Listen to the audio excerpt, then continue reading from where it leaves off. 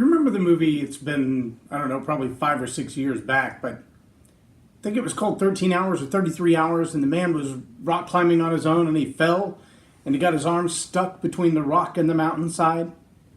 And he waited for hours and hours for help, and nobody came, and eventually he had to free himself.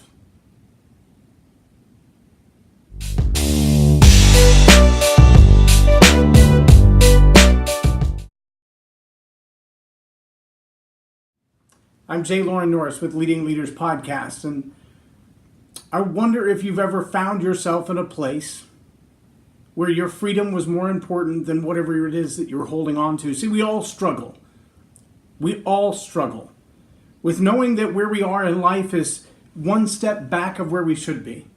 That there's actually more that we could accomplish if we would just let go of something. But some of us know what that something is. We've identified it. We've looked at it and said, if I don't get that out of my life, my relationships are never going to be right. If I don't stop doing this thing or start doing that thing, then my life is going to be shortened. If I don't stop doing this thing and start doing that thing, adopting new habits, then I'm never going to reach the level of success that I was made for.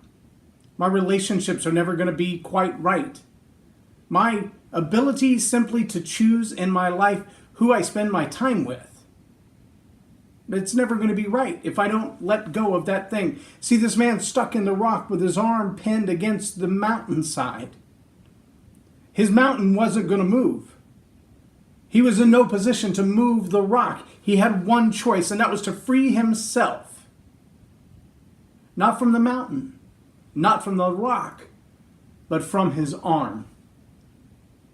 And with his own pocket knife, he sawed off his own arm to be free. I'm going to tell you, friends, there's a place in your life where success is going to sit just outside the camp of where you are right now, where there are things in your life that you're looking at and you're thinking, I really wish I could be there. I really wish I could be that person. I really wish I could hold on to that relationship. I really wish I could achieve that goal or find that career. And all of those things are sitting right outside of where you are right now, waiting on one decision. Are you willing to sacrifice what you're holding on to most dearly in order to achieve the next level of success in jobs, career, income, relationship? Because whatever it is that you're holding on to right now, it has you like the rock against the mountainside.